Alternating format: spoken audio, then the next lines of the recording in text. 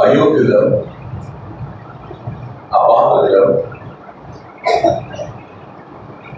చెప్పుకునేందుకు ఏ మంచి లేనివాడు. రూతు జీవితంలో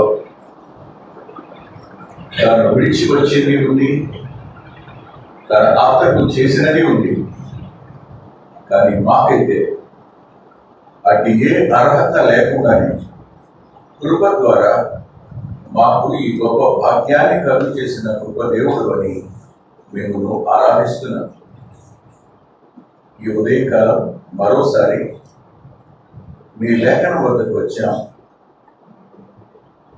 పరిశుద్ధాత్మని వెలుగు లేఖనం మీద ప్రకాశిస్తుందని మేము కొంత మేర మీ ఉద్దేశాన్ని గ్రహించగలుగుతామని, ఎంతో కొంతైనా మీ ప్రత్యక్షతలో ఎదుగుతామని ఆశిస్తున్నాను. మీ దాసుని మీ సెలవు చరవని మరుగుపరచండి. మీ ఆత్మచేత నింపండి. మా సమయాన్ని దీవెనగా మార్చండి. శరీరాన్ని అలసటను, మానసికమైన ప్రతి విధమైన ఒత్తిడిని, ఒట్టిపోయిన తనాన్ని అధిగమించి మాట్లాడడానికి మీ ఆత్మ నింపుదల నింపని యేసు ప్రభు వారి పేరిట ప్రార్థిస్తున్నాం తండ్రి. ఆమేన్.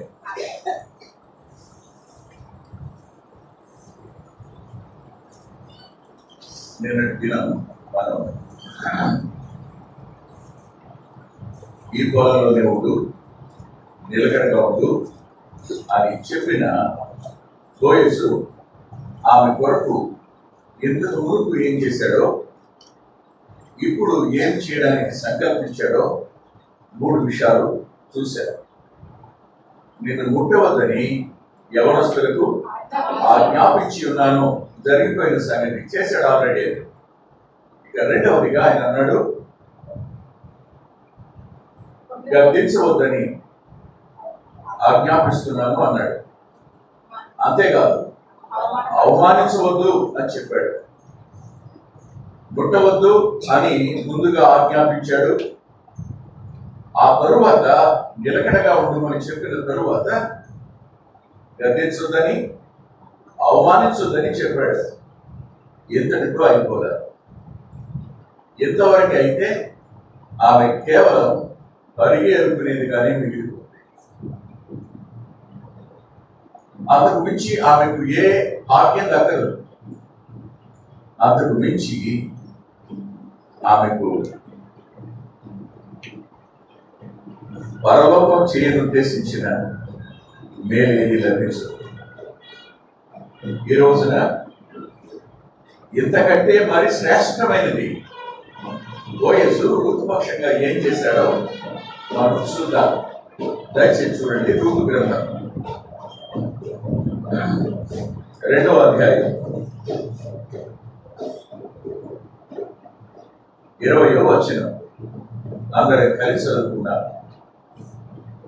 నయోమి బ్రతికున్న వారికి, చచ్చిన వారికి ఉపకారం చేయుట మానని ఇతడు యెహోవా చేత ఆశీర్వదించబడును గాక అని తన కోడలితో అనింది. మరియు నయోమి, ఆ మనుషుడు మనకు సమీప బంధువుడు, అతడు మనలను విడిపింపగల వారిలో ఒకడని చెప్పగలరు. పొలంలో ఉండొచ్చు,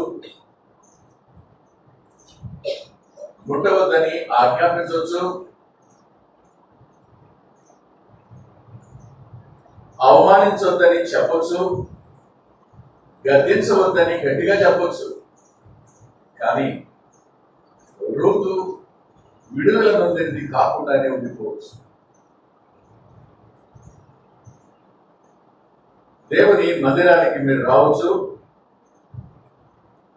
పాటలు పాడొచ్చు, పనులు చేయొచ్చు,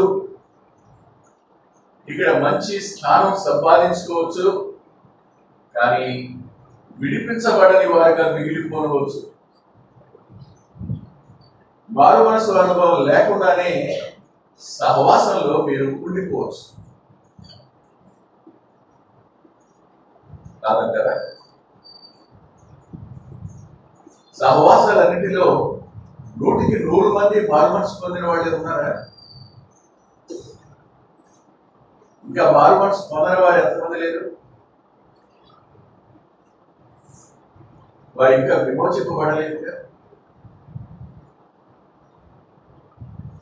రూతుకు భద్రత ఉంది. పుట్టవద్దు అన్నది భౌతిక సంబంధమైన భద్రత ఉంది. అవమానించవద్దు అన్నది అంతరంగ భద్రత ఉంది. గద్దించవద్దు అన్నప్పుడు అనేకులు ఎదుట సిగ్గుపడకుండా ఉండడం కోసమైన కాపుదల ఉంది. ఇవన్నీ ఉన్నప్పటికీ ఇంకా రూతు విడిపించబడనిదే, విడుదల పొందననిదే, పరదేశిగానే ఉండిపోతుంది. పరిగె ఏరుకోవడం కొరకే పరిమితం ఉంది. అంతకు మించి ఇంకేం లేదు. కాకపోతే కాస్త చనువు భోజనం దగ్గర, కాస్త చనువు ఆనందం దగ్గర, కాస్త చనువు ఏరుకునే దగ్గర, ఇంతకు మించి ఇంకేముండవు.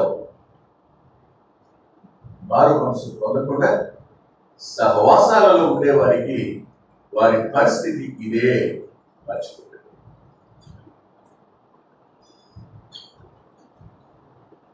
దుఃఖం అనిపిస్తుంది. రూతు కదా దేవుని సంకల్పం ఆమె పరిగె ఏరుకునే స్థితిలో మిగిలిపోవడం కాదు.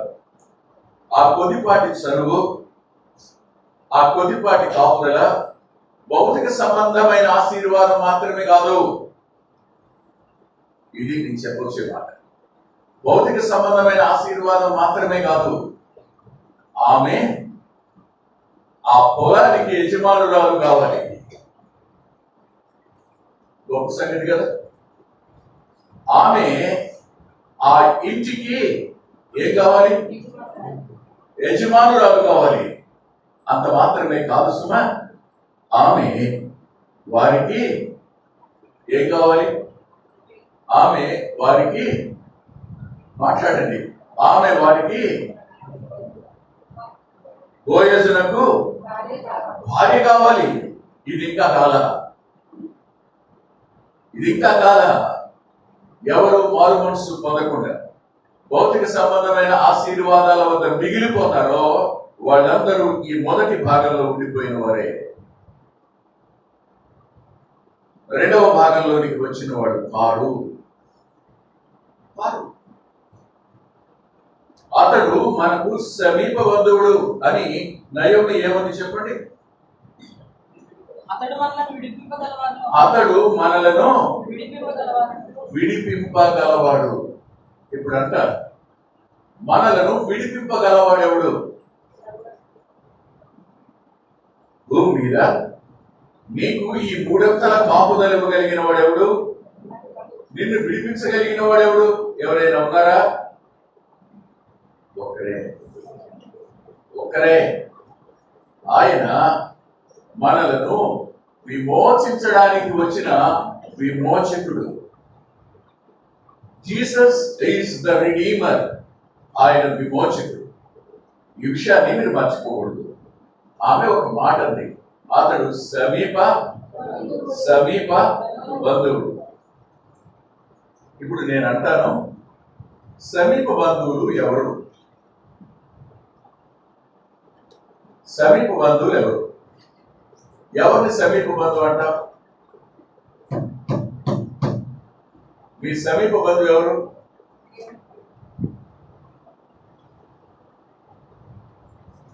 జవాబు చెప్పండి, పర్లేదు.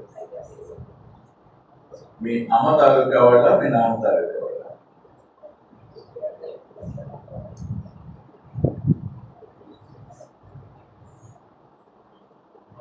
మీరే చెప్పండి. ధర్మశాస్త్ర ప్రకారం ఎవరు?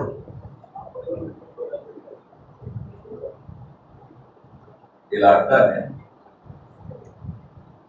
వెంకటరత్నం అనేవాడికి ఒక అన్న, ఒక తమ్ముడు ఉంటే వాడు కానీ వాడి పిల్లలు కానీ నాకేమవుతారు? సమీప బంధువులు అవుతారు కదూ. వాళ్ళు లేరు వెంకటరత్నానికి. వెంకటరత్నానికి చిన్నాన్న గాని పెదనాన్న గాని ఉంటే వాళ్ళు గాని వాళ్ళ పిల్లలు గాని నాకు సమీప బంధువులు అవుతారు. వాళ్ళు కూడా లేరు నాకు. వెంకటరత్నానికి చిన్న తాత పెద్ద తాత ఎవరైనా ఉంటే వారి పిల్లలు నాకు సమీప బంధువులు అవుతారు. వారు కూడా లేరు నాకు. అర్థమైంది? 3 తరాల నుంచి చూస్తే నాకు సమీప బంధువులు ఎవరు లేరు. నీకెవరున్నాడు? విడిపించగలిగిన వాడు ఎవరున్నాడు? మన కోసం శ్రమ పుచ్చుకునేవాడు ఎవరున్నాడు? మన కోసం వెల చెల్లించేవాడు ఎవరున్నాడు? మన కోసం శాపాన్ని స్వీకరించగలిగిన వాడు ఎవరున్నాడు? ఎవరు లేరు. అయితే ఒక మాట అంటాను నేను, రూతు సమీప బంధువు ఎలా ఉంది? సమీప బంధువు ఎలా ఉంది రూతు?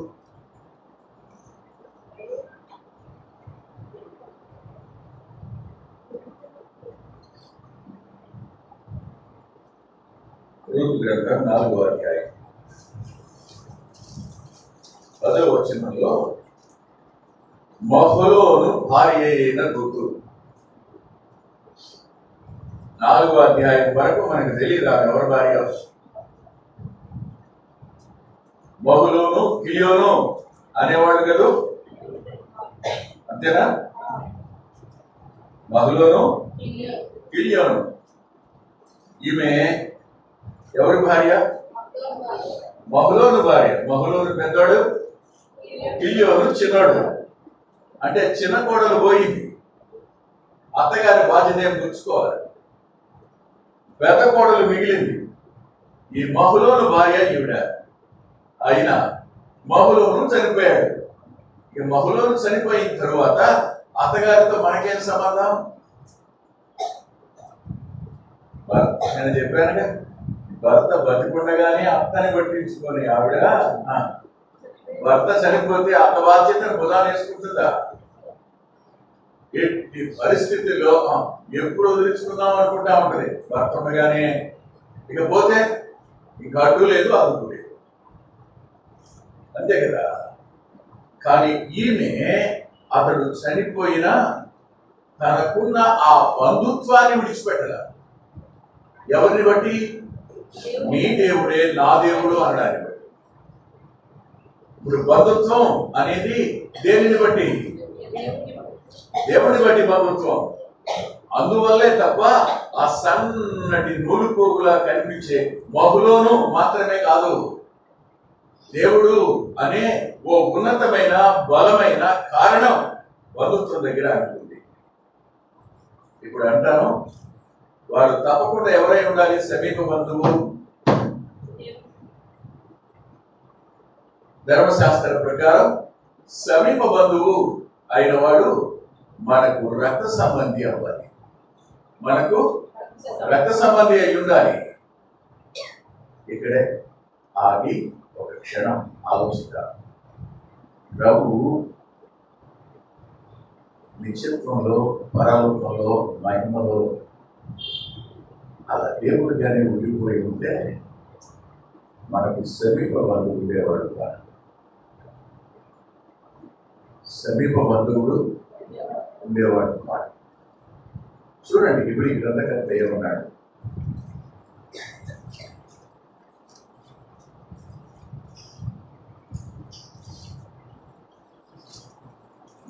రెండవ అధ్యాయం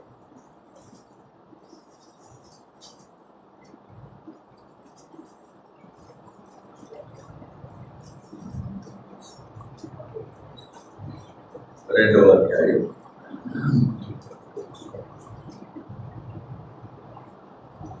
14-15 వచనాలను మనం అందరం కలిసి చదువుకుందాం.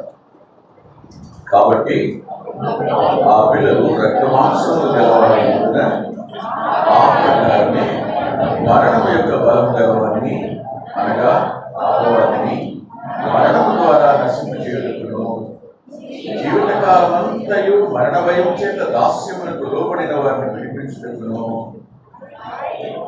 ఆయన కూడా రక్తమాంసములలో పాల్గొన్నాడు. బోయజు రక్త సంబంధి, క్రీస్తు ప్రభు కూడా ఆయన శరీర రక్తాల్లో పాల్గొంటాడు కనుక మనల్ని విడిపించడానికి ఆరుడయ్యాడు, సమీప బంధువయ్యాడు. అందుకు ఆయన మనిషి. ఆయన ఊరికనే మానవుడు కాల, ఆయన ఊరికనే రక్త మాంసాల్లో పాలివాడు కాల. ఆయన ఎందుకు పాలివాడయ్యాడు అంటే మనకు సమీప బంధువుడు కావడానికి. ఇప్పుడు ప్రపంచం అంతటిలో వెంకటరత్నానికి ఏ తరంలో చూసినా సమీప బంధువు లేకపోయినా అత్యంత సమీపంగా ఉండే ఒక బంధువు ఉన్నాడు. ఆయన నా కొరకు రక్త మాంసాలు పాలివాడే. చెప్పండి, కృతజ్ఞత చెల్లించకుండా ఉండగలమా? ఆరాధించకుండా ఉండగలమా? ఎవరండి మన కోసం? బోయజు రూతు కోసం ఇంత చేయడం ఆశ్చర్యం కావచ్చు, కానీ ఆయన మన కోసం చేయడం అనేది ఇంకెంత ఆశ్చర్యం. అందుకే ఆయన ఆశ్చర్యకరుడు. ఆయన మన నిమిత్తమై రక్త సంబంధి అయ్యాడు. ఇది నెంబర్ 1. అంటే ఒక సమీప బంధువుకు 4 విషయాలు లేదా 3 విషయాలు అవసరం. 4 అవసరం. 1, అతడు రక్త సంబంధి అయి ఉండాలి. రెండవదిగా ఏమై ఉండాలో తెలుసా? అతడు విమోచించేవాడు అయి ఉండాలి. విమోచించడం అనే మాటకు అసలు అర్థమైంది. రెండు చూద్దాం. రూతు గ్రంథం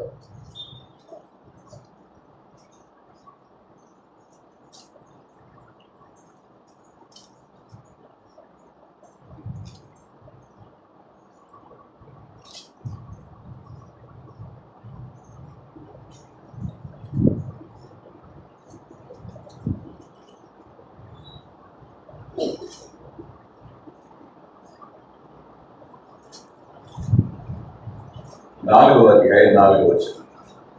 ఈ పుర నివాసుల ఎదుటను నా జనుల పెద్దల ఎదుటను ఆ భూమిని సంపాదించుకొనుము. ఏమనగా దాన్ని విడిపించుటకు నీవు ఒప్పుకొనిన ఎడల విడిపించుము. దానిని విడిపింపనొల్లని ఎడల అది స్పష్టముగా నాతో చెప్పుము. నీవు గాక దాన్ని విడిపింప బంధువుడు ఎవడనూ లేడు. నీ తరువాతి వాడను నేనే అని బంధువుడితో చెప్పాను. సాగు ఇక్కడ విడిపించవలసింది ఏమిటి? విడిపించవలసింది ఏమిటి? పొలమును విడిపించాలి అంటే ఏం జరిగి ఉండాలి? ఏమి జరిగి ఉంటే ఈ పొలాన్ని గురించిన ప్రస్తావన రాస్తుంది.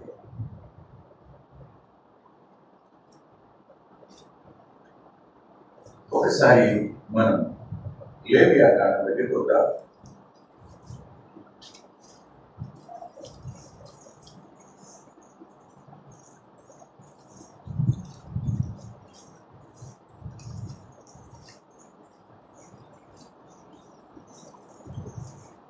ఇరవై ఐదు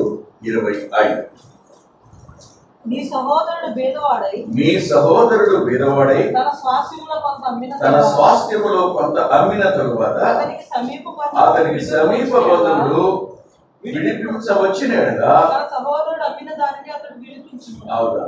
ఇప్పుడు విడిపించడం అంటే అర్థం ఏంటి? విడిపించడం అంటే అర్థం ఏంటి? వీళ్ళు బెత్లెహేము నుండి మోయాబుకు వెళ్ళిపోయేటప్పుడు ఈ పొలాన్ని ఏం చేసి వెళ్ళారనమాట?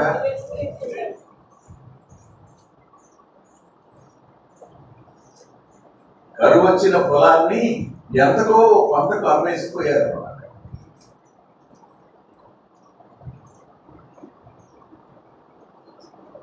ఇప్పుడు ఏం చేయాలి? దాన్ని తిరిగి కొనాలి. తిరిగి నువ్వు కొనాలనుకున్నా, నీ సమీప బంధువుడు కొనాలనుకున్నా, నీవు అమ్మిన ధరకు మూడవ వంతు కలిపి మరీ దాన్ని తీసుకోవాలి, అతనికి చెల్లించాలి. మూడవ వంతు కలిపి అతనికి ఇవ్వాలి. 30 రూపాయలు అమ్ముకున్నావు, ఇప్పుడు 40 రూపాయలు ఇచ్చి తీసుకోవాలి. మూడవ వంతు కలిపి ఇవ్వాలి.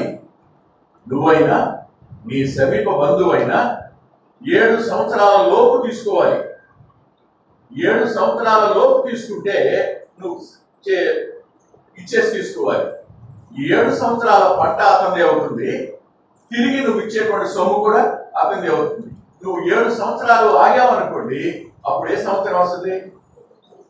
సునాద సంవత్సరం వస్తుంది. అది రాగానే ఏమవుతుంది? ఇప్పుడు పొలం విమోచించబడుతుంది. అప్పుడు పొలం నీదవుతుంది. ఆ పొలం నీదవుతుంది. నువ్వు తిరిగి ఆ డబ్బులు చెల్లించక్కర్లా. 7 సంవత్సరాల పంట అతను తిన్నాడు కనుక ఇప్పుడు నువ్వు కట్టక్కర్లా. కానీ 7 ఏళ్ళు అయిపోయింది, నువ్వు లేవు. అప్పుడు ఎవరిదవుద్ది ఆ పొలం? ఇప్పుడు చెప్పాలి, ఎవరిదవుద్ది? కొనుక్కున్నవాడిది అవదు. ఇప్పుడు అది దేవునిది అవుతుంది, యాజకుడిది అవుతుంది. అది ప్రత్యక్ష గుడారానికో దేవాలయానికో చెందిన సొత్తు అవుతుంది.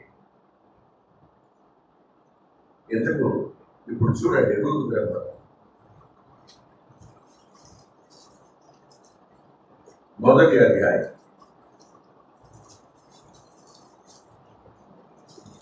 5వ వచనం. వారు ఇంచుమించు 10 సంవత్సరములు వారు ఇంచుమించు 10 సంవత్సరములు అక్కడ నివసించిన తరువాత 10 సంవత్సరములు అక్కడ నివసించిన పిమ్మట, అంటే అర్థం ఇప్పుడు అది బంధువుల చేతిలో లేదు. ఎవరి చేతిలో ఉంది? దేవుని చేతిలో ఉంది. ఇప్పుడు ఎవరి చేతిలోంచి విడిపించాలి? దేవుని చేతిలోంచి విడిపించాలి. అప్పుడు తప్పనిసరిగా 5వ వంతు మరలా కట్టి చెల్లించాలి ఉన్నదానికి.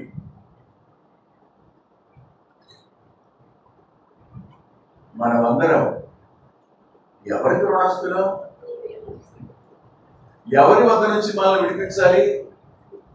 ధర్మశాస్త్రం నెరవేర్చలేని కారణాన మనమందరం రుణస్తులం అయితే ప్రభు తానే రక్తమాంసాలలో బలివాడై మనలను ఆయన కొనుక్కున్నవాడయ్యాడు. చూడండి మాట, ప్రకటన గ్రంథం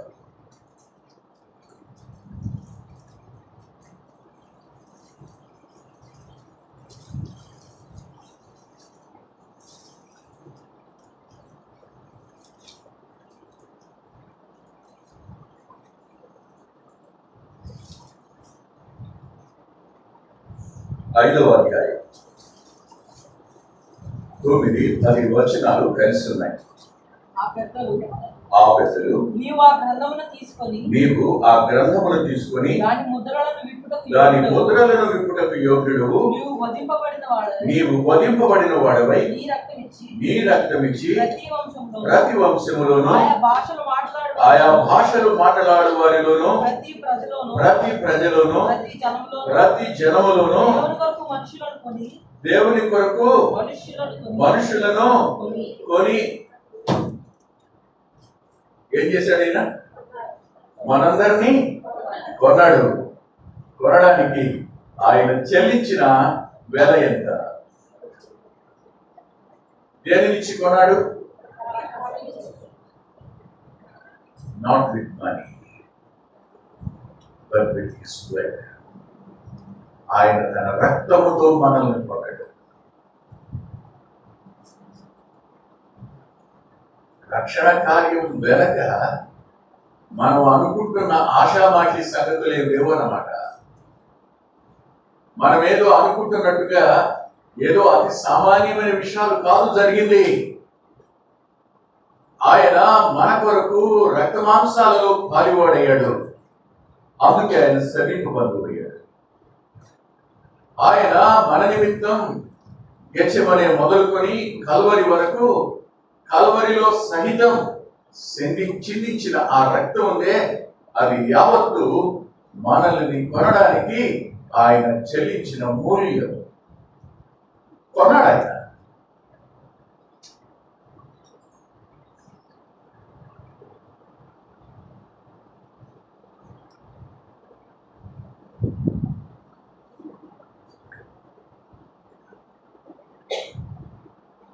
ఒక 30 సంవత్సరాలు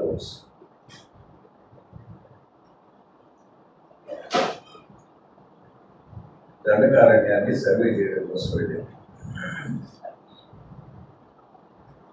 ట్రైబల్ ఏరియాలో దేవుని పరిచయం ఎలా ఉందో చూడడానికి సేవకులు ఎవరైనా ఉన్నారా, మన వద్ద నుంచి ఎవరినైనా సేవకులను పంపితే ఎక్కడికి పంపాలి అనే ఉద్దేశం మేర స్వయంగా బయలుదేరి 9 మందిని జీప్లో ప్రయాణం చేస్తూ ఆ దండకారణ్యాన్ని సుమారుగా 11 దినాల పాటు సర్వే చేశారు. ఉన్నదంతా సేవకులే. అప్పటికి వారం రోజులు అయింది. తీసుకుని వెళ్ళిన పదార్థాలన్నీ అయిపోయినాయి. చివరికి సరదాగా తిందామని తీసుకుని వెళ్ళిన మరవరాలు, చక్రాలు ఇవి కూడా అయిపోవచ్చున్నాయి. 2-3 రోజుల నుంచి తింటాకేమీ లేదు, ఇవే తింటున్నాం. అడుగులు ఎదురుతాయి. చివరికి ఒక చోటకు వచ్చేటప్పటికి కొంతమంది ట్రైబల్ పీపుల్ కోళ్ళని పట్టుకుని వస్తారు, కోడి పుంజుని పట్టుకుని వస్తారు. వీళ్ళందరి కాశ అడగండి కోడి పుంజు అమ్ముతారు, కోసుకుంటారు. సేవకులు మనసంతా దేనిపైనది, అడగండి అంటారు. సరే జీప్ ఆపారు. ఆపిన తర్వాత అందులో ఒక ఆయన ఉన్నాడు, స్పోర్టివ్గా వెళ్ళిపోయి అందరితో కలిసిపోయి మాట్లాడేసి కుసంతం చేసి వాళ్ళతో అసలు ఎంత చక్కగా కౌగిలించుకోగలిగిన వాడు. మీ వల్ల నా వల్ల కాదు. ఆయన దిగాడు, వెళ్ళాడు, వాళ్ళు పలకరించాడు, ఎక్కడి నుంచి వస్తున్నారు అన్నాడు. కొద్ది గొప్ప ఆయన హిందీలో బాగా ఫ్లూయెన్సీ ఉంది, మాట్లాడుతున్నాడు. అందులో చిత్రం ఏంటంటే 10కి హిందీ వస్తుంది. 10 కుటుంబానికి 2వ భాష వస్తుంటారు, భాషలు అయి ఉంటారు. మాట్లాడుతుంటే చివరికి 5 నిమిషాలు 10 నిమిషాలు మాట్లాడాక ఎందుకు మాట్లాడుతున్నాడు? యేసు ప్రభువును పరిచయం చేయడానికి కాదు, కోరుకుని పడిపోతాయి. అడిగాడు కొడుకు తినమని. అది అమ్మ అన్నాడు. అవి చూస్తే మనం రోడ్డు పక్కన తిరుగుతుండే వాటిని కొప్పిరాయలట. ఆ జాతి ఏమి శ్రేష్టమైన జాతి కావు. సామాన్యంగా ఎదలకి తిరిగి కోళ్ళు, అంతకంటే కూడా. అమ్మ అంటే ఆశ్చర్యపోయాం. ఎంతైనా ఇస్తాం రా నాయన, ఎంతైనా అంటే ఆ రోజు 500 ఇచ్చి తీసుకోవడానికి సిద్ధంగా ఉన్నాం. 75 రూపాయలని గొప్ప సంగతి. 30 ఏళ్ల క్రితం. అప్పుడు 500 ఇవ్వడానికి చచ్చినా అమ్మ అన్నాడు. అప్పుడు ఆయన ఎంక్వైరీ చేశాడు, ఎందుకు అమ్మరయ్యా మీరని. వాళ్ళు చెప్పిన రీజన్ వింటే నిజంగా ఆశ్చర్యమైంది. వీళ్ళు ఇక్కడి నుంచి గొర్రెలను తోలుకుపోయారు. మారకం. ఒక గొర్రెనిస్తే ఒక కొడుకు తినేవాడు. నాగరికత గల జనులు లారీలో ఇలాంటి పిచ్చి పుంజులు తీసుకుని అక్కడికి వచ్చి ఆ ఒరిస్సా మధ్యప్రదేశ్ బోర్డర్లో వాళ్ళకి ఒక గొర్రె ఒక కోడి పుంజు, ఒక గొర్రె కోడి పుంజు. వాళ్ళకి తెలియవు, ధనం విలువ తెలియదు. గొర్రెనిచ్చి పుంజులు కొనుక్కున్నవాడు అమ్మనంటే, ప్రాణం ఇచ్చి మనల్ని కొనుక్కున్నవాడు మనల్ని ఎలా విడిచిపెట్టేస్తాడో చెప్పండి. ఆయనకు మనం ఎంత విలువైన వాడు. ఆయన మన సమీప బంధువుడు. మనకు సమీప బంధువు అవడానికి రక్తమాంసాలు కలిగొడగాడు. మనలను తానే చెప్పండి విమోచించడం కోసం తన రక్తంతో మనల్ని కొనుక్కున్నాడు ఆయన. రెండవ మాట.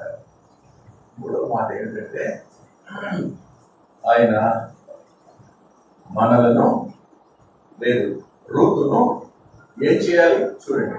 రూతు గ్రంథం 4వ అధ్యాయం 5వ వచనం. బోయజు నీవు నయోమి చేతి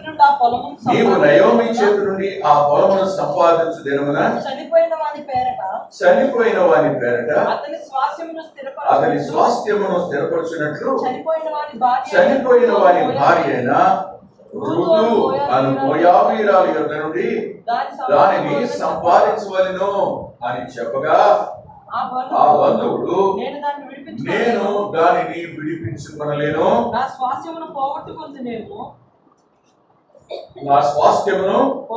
పోగొట్టుకుందునేమో నేను దాన్ని విడిపించలేను.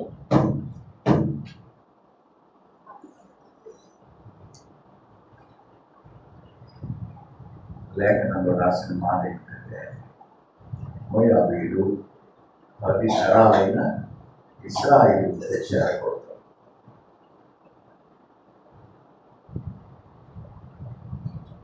చేరకూడదు, నిషిద్ధం.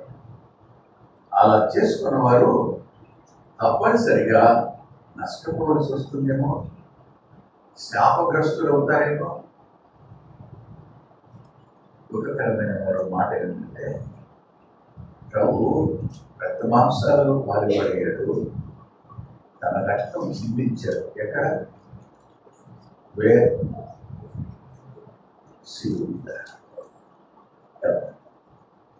రాను మీద వేలాడాడు.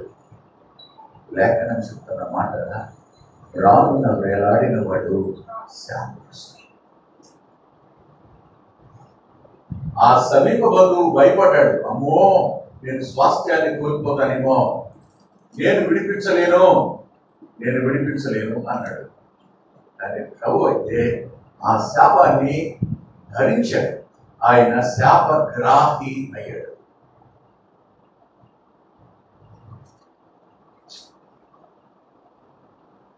ప్రభువుని గుర్తు చేసుకున్నప్పుడు ఏడుపు రాకుండా ఎలా ఉంటుందో చెప్పండి. ప్రభు చేసిన త్యాగం గుర్తొస్తే ఏడవకుండా ఎలా ఉంటామో చెప్పండి. ఆయన ఎక్కడ, నేనెక్కడ? ఆయన ఏంటి, నేనేంటి? ఆయన స్థానం ఏంటి, నా స్థానం ఏంటి? ఆయన నా కోసం కన్నీరు కాచుకున్నాయి, కన్నీరు కాచుకున్నాయి. ధర్మశాస్త్రము దీనిని చేయజాలకపోయాను, క్రీస్తు ప్రభు దాన్ని చేశాడు. మానవులకు సమీప బంధువుగా ఉండడానికి మొదట నియమించబడింది. మానవులకు సీనాయి పర్వత మీద ఇవ్వబడింది ధర్మశాస్త్రం. అంటే ధర్మశాస్త్రం ఏ మనిషిని పాపం నుండి విమోచించలేకపోయింది, తీర్పు నుండి విమోచించలేకపోయింది.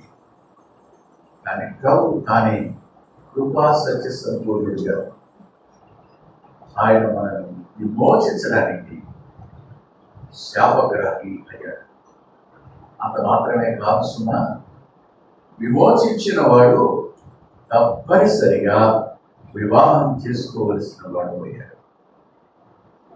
విమోచించిన వాడు తప్పనిసరిగా వివాహం చేసుకోవలసిన వాడు అయ్యాడు. రూతు గ్రంథం 4వ అధ్యాయం 10వ వచనంలో ఇలా అన్నాడు, మరియు చనిపోయిన వాని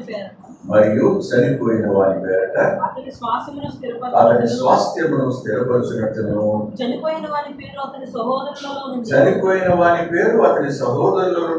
అతని స్థలం యొక్క ద్వారం నుండి కొట్టివేయబడకున్నట్లును, నేను మహ్లోను భార్య అయిన రూతును మోయాబీయురాలిని సంపాదించుకొని పెళ్లి చేసుకొనుచున్నాను.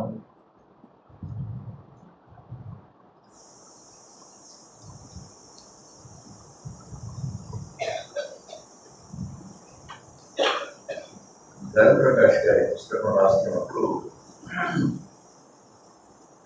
ధర్మప్రకాష్ గారిని మీలో కొంతమంది చూశారు. ఆయన విలువాడ వచ్చాడు. 3 రోజులు మాకు కూడా మనిషి హైట్ ఉంటాడు, చాలా తెల్లగా ఉంటాడు, చక్కటి వాడు, సినిమాలో నటించిన వాడు కదా, హీరో కదా. బాగుంటుంది. ఓ రోజున తన పొలిటికల్ ఫ్రెండ్స్ చూడటం కోసం ఇంటికి వచ్చారు. ఈమె తీసుకుని వచ్చి కాఫీ ఇచ్చింది. ఇచ్చిన తర్వాత అతను అడిగాడు, అన్న వదిలేదని, అన్న వదిలేదని. ఆయన అన్నాడు, కాఫీ తెచ్చిందిగా అన్నాడు. నాలుగు కలుసుకుని పని మనిషి ఏమనుకున్నాను అన్నాడు. నాకు ఆయన ఎలా ఉంటాడు? 10,000లో అతి సుందరునికి విమోచించబడిన పాపి పెళ్లి కుమార్తె.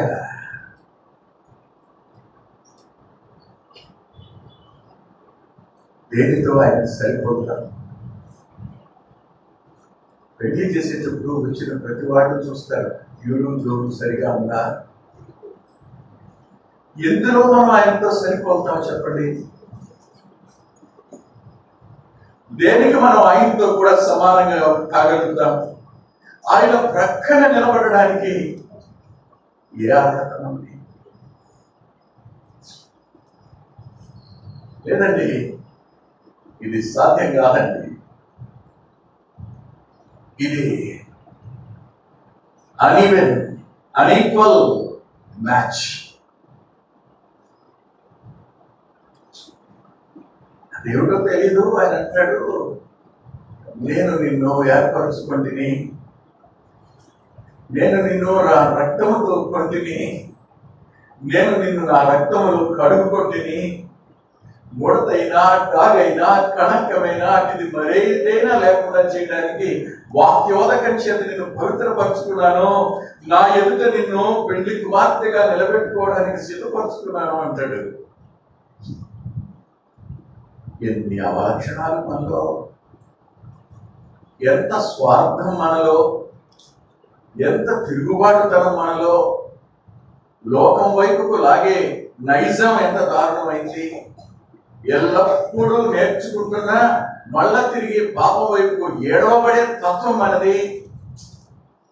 అయినా సరే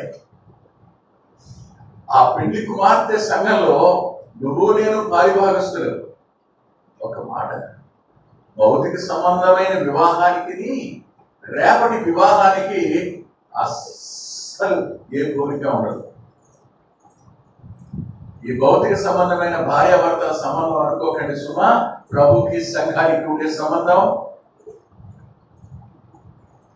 యుగ యుగాలు ఆయనతో ఉండే భాగ్యం, యుగ యుగాలు ఆయన సహవాసం, యుగ యుగాలు ఆయనను అర్థం చేసుకునే ధన్యత, యుగ యుగాలు ఆయన నుండి నేర్చుకునే భాగ్యమే కాదు, యుగ యుగాలు ఆయనను ఆరాధించి స్తుతించే భాగ్యం.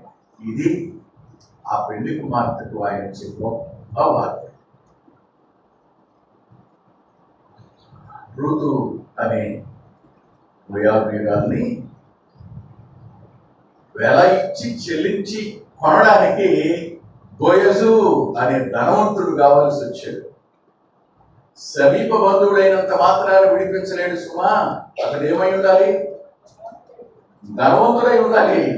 బోయజు ధనవంతుడు, నా ప్రభు కూడా ధనవంతుడే. కానీ విచిత్రం, నిన్ను నన్ను కొనేసి దరిద్రుడైపోయాడు.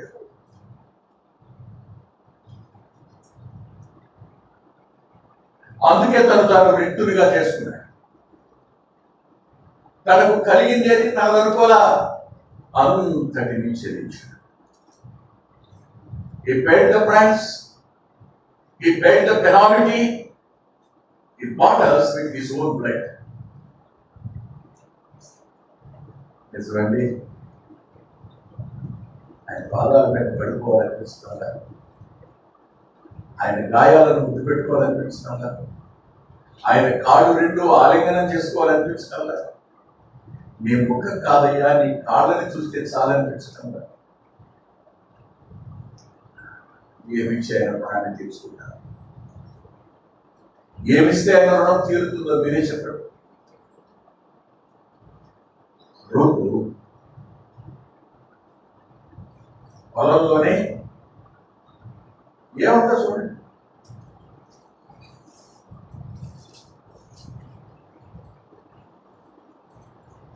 అదే వచ్చింది. మరియు చనిపోయిన 2:10 అందుకు ఆమె సాగిలపడి ఎక్కడ చూడండి ఎక్కడ కోత కోసే పొలం ఎలా ఉంటది? చాలా డ్రైగా ఉంటుంది కదా. ఎలా ఉంటుంది? పరిగెత్తినప్పుడు పొలంలోకి వెళ్తే మీకు ఎలా ఉంటుంది లోపల? అక్కడ సాగిలిపడడం సాధ్యమా? అక్కడ సాగిలిపడడం అంటే అర్థం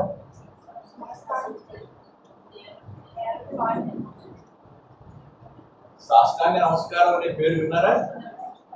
ఇంగ్లీష్ లో ఫెల్ ఫాస్టేటెడ్ బిఫోర్ హిమ్ అని ఉంటుంది. అంటే అర్థం ఆశాంతం నేల మీద బొక్కబోరలా పడింది అనమాట. అది సాగిలపడడం. ఇన్ని తెలిసిన తరువాత ఇంకెక్కడ సాగిలపడ్డారు? ఇంకా ఎక్కడో కొంచెం వేషజం, కొంచెం అహం, నేను అనే భావం, నాది అనుకునే భావం మిగిలే ఉండగా ఎక్కడ పడ్డాం మనం నేల మీద?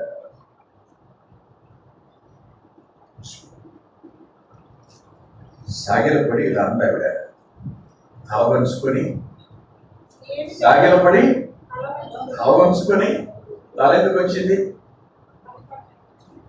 నా వంక నేను చూసుకుంటే నువ్వు చెప్పిన దేనికి నేను అర్హురాలి కాదయ్యా. నేనా నువ్వు చూపిన ఉపకారానికి నేను అపాత్రుని అంటాడు యాకోబు. దావీదు అంటాడు నేను ఎంత మాత్రపు వాడను అంటాడు. మరి నువ్వు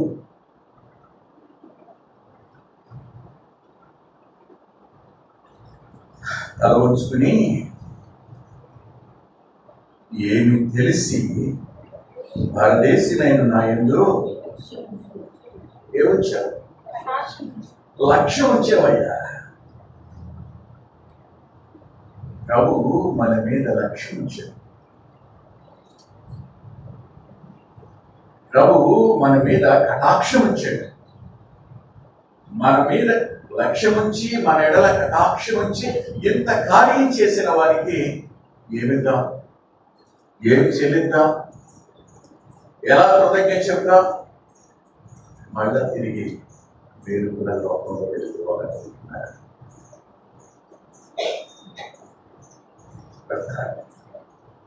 నన్ను చూశారుగా, నా వెంట వచ్చారుగా, కణా విందులో ఉన్నారుగా, శిష్యులైన మీరు విశ్వాసం ఉంచారుగా, నన్ను అర్థం చేసుకున్నారుగా. వెళ్ళిపోతారా? భౌతిక సంబంధమైన వాటి కోసం మేఘాలు కమ్ముకుంటున్నట్టు శ్రమలు రాబోతుంటే దాన్ని అందుకోసం విడిచిపెట్టిపోతారా? నువ్వు వెళ్ళిపోవాలంటున్నారా? నిర్ణయం తీసుకోండి. ఇలాంటి వారి కోసం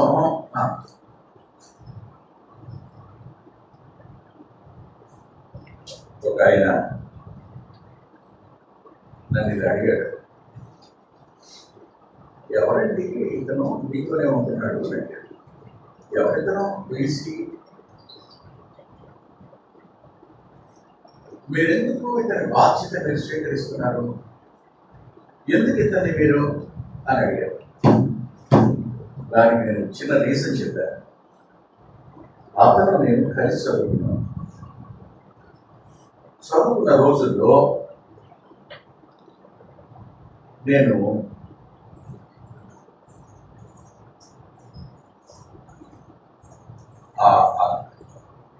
పీజీ సెంటర్లో ఎంఏ చదివేటప్పుడు నాకంటూ ఒక రెప్యుటేషన్ లేదు. స్టూడెంట్స్ మధ్య కానీ, ఫ్యాకల్టీ మధ్య కానీ, కమిటీ వారి మధ్య కానీ. విచిత్రమైన సంగతి ఏమిటంటే సబ్ స్టాఫ్ టీచింగ్ ఫ్యాకల్టీకి ఇచ్చేంత స్థానం నాకు ఇచ్చేవాడు. పిలిస్తే ప్రొఫెసర్ పిలిస్తే ఎలా పరిగెత్తుకుని వెళ్ళేవాడు, నేను పిలిస్తే ఎలా పరిగెత్తుకుని వచ్చాడు. ఇదంతా క్లాస్లో ఒక వర్గానికి కంటకిపోయింది. అయిన వాళ్ళు ఫైనల్ ఇయర్ ఎగ్జామ్ అయిపోయిన తర్వాత నన్ను కొట్టాలని తీర్మానం చేసుకున్నారు. కారణం ఏం లేదు, ఎవరిని లెక్క చేయడు, ఎవరితో మాట్లాడు, ఎవరిని పట్టించుకోడు. వాడేదో ఆఫీసర్ అన్నట్టు వస్తాడు, గొప్పోళ్ళ కూర్చుంటాడు, ఏదో ముభావంగా ఉంటాడు, పలకరిస్తే పలుకుతాడు, లేదా వాడు అంటాడు ఉండి పలకరిస్తాడు. ఏం చెప్తా, ఒక్కడే పుట్టే ఒక్కడే పెరిగా 10 మందితో మెలగడం నాకు రాదు. అది నా యొక్క డ్రాబ్యాక్. అది వాళ్ళకి గర్వంగా అహంకారంగా కనపడింది. నేను ఏం చేయగలను? కొట్టాలనుకున్నాను, నాకు తెలియదు. రాసి ఆఖరి ఎగ్జామ్, మళ్ళీ ఎగ్జామ్ రాయని నేను రాసే ఎగ్జామ్స్ ఏమైనా ఉంటే కాంపిటేటివ్ ఎగ్జామ్సే, ఇంక ఎడ్యుకేషన్ నేను చదవకూడదు తీర్మానం చేసుకున్నాను. బట్ లాస్ట్ ఎగ్జామ్ కదా, నేను చివరి నిమిషం వరకు ఏదో చూసుకుంటానే ఉన్నాను. నా కొరకు 2 బయట ఉన్నారు. నేను ఎగ్జామ్ రాసి వచ్చిన తర్వాత వాళ్ళు మొత్తం గ్రౌండ్ దాటి వెళ్ళాల, మధ్యలో నిలబడి ఉన్నారు. ఇప్పుడు దాకా ఏం చేస్తున్నాం నిలబడుతున్నా ఉన్నారు. ఆఖరి ఎగ్జామ్ కదా, రాద్దామని మళ్ళీ రాసే అవకాశం రాదు కదా నా జీవితంలో, ఇదే ఆఖరి ఎగ్జామ్ కదా అనుకుని రాస్తానన్నాను. భలేవాడు వెళ్ళను, ఇలాంటి ఉంటే భలే ఉంటుంది ఎడ్యుకేషన్. అబ్బా చదువు కోసం కూర్చున్నట్టున్నావే, ఇలా మాట్లాడుకుంటూ మేము ఆ గ్రౌండ్ మధ్యలో నుంచి బయటికి రావడానికి, మచిలీపట్నం అది హిందూ కాలేజ్ అది, బయటికి రావాలి. బయటకు వస్తే రోడ్డు అవతల LIC ఆఫీస్. బయటికి ఇలా మాట్లాడుకుంటూ వస్తున్నాం. వీళ్ళిద్దరూ నాకు అటుపక్క ఒకరు ఇటుపక్క ఒకరు నిలబడ్డారు. వాళ్ళు కొట్టాలనుకున్నారని నాకేం తెలియదు, అసలు వాడి సంగతే తెలియదు నాకు. నేను నా చదువు, నా పద్ధతి, నా ప్రపంచం వేరు. కరెక్ట్గా రోడ్డు మీదకి వస్తే ఇటుపక్కన 15 మంది నిలబడున్నారు.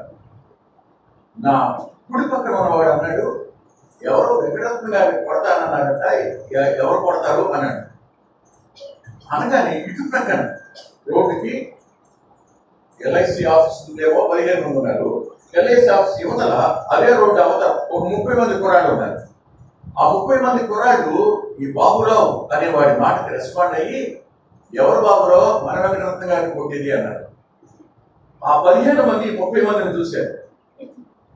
అదేంటండి, వెంకటరత్నం గారిని కొడతామన్నారా? ఎవరన్నారు సార్, ఎవరన్నారు? ఎవరు దారి 15 మంది వెళ్ళిపోయారు. ఈ బాబురావు అనేవాడు ఈ 30 మందిని తీసుకుని హోటల్కి తీసుకెళ్ళి వారందరికీ టీలు ఇప్పించి వాళ్ళని పంపించిన తర్వాత మేము రూమ్కి వచ్చాం. నాకేం అర్థం కావట్లా, ఏమిటి ఇది అన్నాను. రాజేంద్ర ప్రసాద్ రాత్రి వచ్చాడు, వెంకటరత్నం వచ్చి ఫలానా వాళ్ళు నిన్ను కొట్టడానికి ప్లాన్ చేశారంట. నేను ఎలాగైనా ఆఖరి రోజైనా అవమానిస్తే తప్ప వాళ్ళ ఇగో చల్లారటం లేదు. ఇంతవరకు నేను ఏం చేయలేకపోయినారు, ఇప్పుడు ఏదో చేద్దాం అనుకున్నారు. నేను ఇంకా నిర్గాంత పోయి షాక్లో చేరుకోలే, ఇక్కడి నుంచి అక్కడికి వచ్చేదాకా మాటలేదు. అప్పుడు నేను అన్నాను, నిజంగా కొడితే ఏం చేసేవాడు మీరు అన్నాను. అప్పుడు వాడు తన కుడి కాలు ప్యాంటు పైకి ఇలా ఎత్తాడు. ఎత్తితే వాడి మోకాలు దగ్గర నుంచి కిందకి ఎంత డాగరుంది, ఎంత పెద్ద కత్తుంది. ఏమిటిది బాబురావు అన్నా. వాడు అన్నాడు, చూడు వెంకటరత్నం, భూమి మీద ఈ ఊళ్ళో నేను బ్రతికి ఉండగా నీ ఒంటి మీద చేయి పడితే నేను బతికెందుకురా అన్నాడు.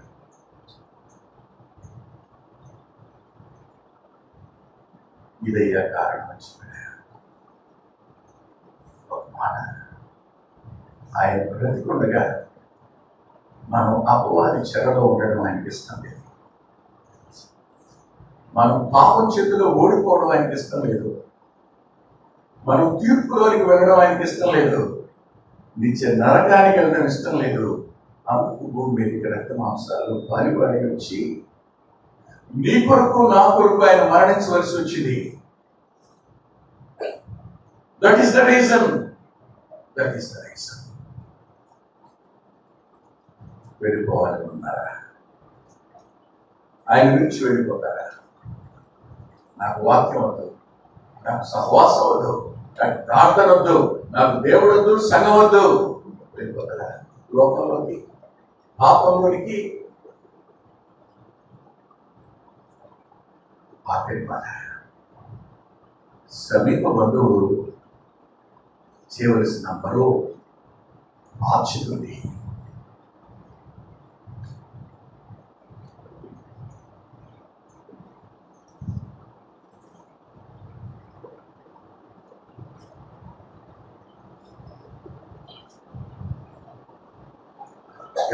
యెహోషువ గ్రంథం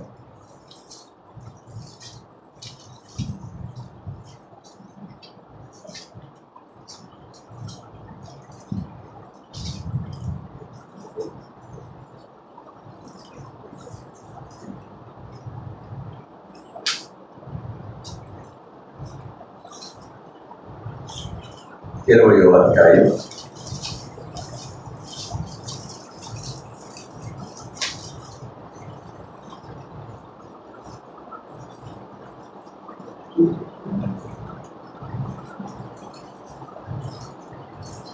2-3 వచనాల్లో చివరి సెంటెన్స్, హత్య విషయమై ప్రతి హత్య చేయువాడు సమీప బంధువు యొక్క మరో బాధ్యత ఏంటంటే అతడు కసి తీర్చుకునేవాడు. ఎవరైనా రక్తం చిందిస్తే, ఎవరైనా మనకు నష్టం చేస్తే దానికి ప్రతిగా పంటికి పన్ను, కంటికి కన్ను, రక్తానికి రక్తం చిందించేవాడుగా సమీప బంధువుడు ఉండాలి. We may call him avenger, కసి తీర్చుకునేవాడు. అందుకొరకే ఆశ్రయపురాలు ఏర్పరచబడ్డాయి. ఆశ్రయపురం అనేటువంటి ఆ అంశమే సమీప బంధువు ఒకవేళ పొరపాటున హత్య చేసినవాడు, పొరపాటున గొడ్డలి తల పడి చచ్చిపోతే అతన్ని కూడా చంపేస్తాడుగా. అతడు కావాలని చంపలేదుగా, గొడ్డలి కొడుతున్నాడు, అది విసిరి వెళ్ళి తగిలింది వాడికి నవరగంటకు, వాడు పడిపోయాడు, కంటకు తగిలి పడిపోయాడు. అలాంటి వాడు అమ్మ బాబోయ్ నన్ను చంపేస్తాడు సమీప బంధువు వచ్చని పారిపోవడం కోసం యోర్దానికి యువతల 3, యోర్దానికి అవతల 3 ఆశ్రయపురాలను ఏర్పరచుమని దేవుడు యెహోషువతో చెప్పాడు. ఇప్పుడు యేసు ప్రభు భూమి మీదకి వచ్చాడు. ఎందుకో తెలుసా? హేబేలు చిందిన రక్తం మొదలుకొని వరక్య కుమారుడైన జకరియా రక్తం బలిపీఠం దగ్గర చిందిన రక్తం వరకును, ఆ తరువాత భూమి మీద అపవాది ద్వారా చిందించబడిన వాడు ఆది నుండి నరహంతకుడు అని చెప్పాడు ఆయన. ఆది నుండి నరహంతకుడు. అలా వాడు చిందించిన రక్తం అంతటికి ఆయన ప్రతీకారం తీర్చుకునేవాడు. అందుకని అంటాడు, శిలువలో అపవాది తలను చితక కొట్టి, ఎందుకు చితక కొట్టాలి? Being an avenger. అంతేకాదు, కొలస్సీ పత్రిక 2వ అధ్యాయంలో అంటాడు, వారిని పట్టి తెచ్చి బాహాటముగా వేడుకకు కనపరిచి. ఎందుకు? ఎవరి చేతిలో నువ్వు ఓడిపోయావో, ఎక్కడ నువ్వు నష్టపోయావో, ఎక్కడ వాడు కక్ష తెచ్చుకున్నాడు. ఒక మాట అంటాను, అపవాదికి మనమేది ఏం కష్టం? మనల్ని పతనం చేయడానికి మనం వాడిని ఏం చేశాం? వాడు ఎవరి మీద పగ తెచ్చుకోవాలనుకున్నాడు? దేవుని మీద పగ తెచ్చుకోవాలనుకున్నాడు కదా. దేవుని మీద పగ తెచ్చుకోవడం కోసం మనల్ని వాడు నాశనం చేశాడు. మనల్ని తిరిగి సమకూర్చుకోవడం కోసం ఆయన తానే భూమి మీదకి రక్తమాంసాలు వారి వచ్చాడు. వచ్చిన వాడు నీ కొరకు నా కొరకు చేసిన ఈ కార్యాలన్నీ చేసి నిన్ను అడుగుతున్నాడు. చెయ్యక ముందే అడిగాడు 12 మంది శిష్యుల్ని, మీరు కూడా వెళ్ళిపోతారా అని. ఇప్పుడు చేసిన తర్వాత మనం అడుగుతున్నాడు, మీరు కూడా వెళ్ళిపోవాలని అన్నారా? కరువు వస్తుంది, ఖడ్గం వస్తుంది, రణం వస్తుంది, హింస వస్తాయి, ఉపద్రవాలు వస్తాయి, వస్త్రహీనత వస్తుంది. విడిచిపెట్టిపోతారా? వేరే నిర్ణయం తీసుకుని కాపు తీసుకున్నారు. మోకరించి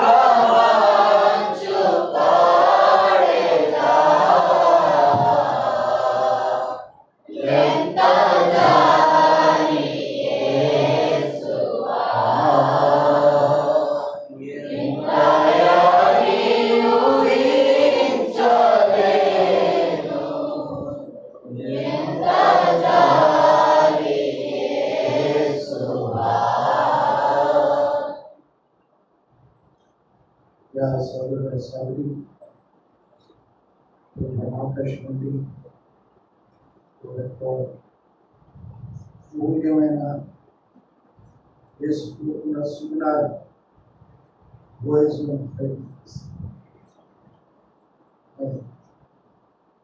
ఆ మూడు సుగుణాల ద్వారా యేసు మాకు ఏమై ఉన్నారు సమీపం విడుదల గురించి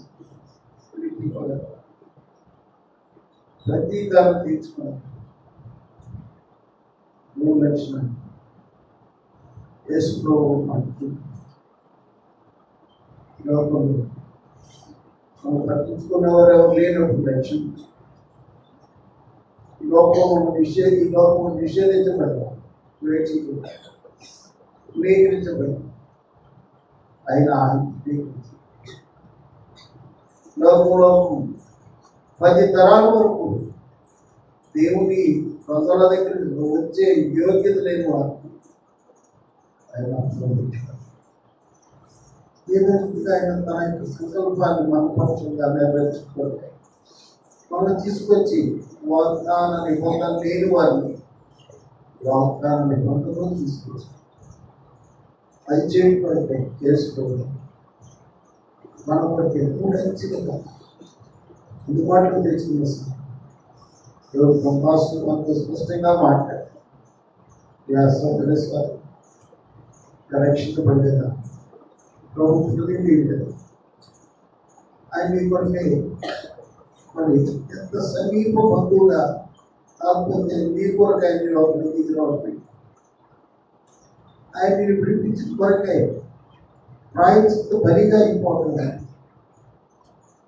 ఈ శత్రువు మరి సంహరించిన కొరకై ప్రతీకారం తీర్చుకో మనకి అద్భుతమైన విమోచన విడుదల అనిపించి సంతోషకరమైన ఆత్మీయ సంతోషానందాలు పొందుతూ ఈ లోకంలో ఆయనతో సదాకాలం ఉండే భాగ్యం వరకు ప్రేమగల ప్రభు పిలుస్తున్నాడు.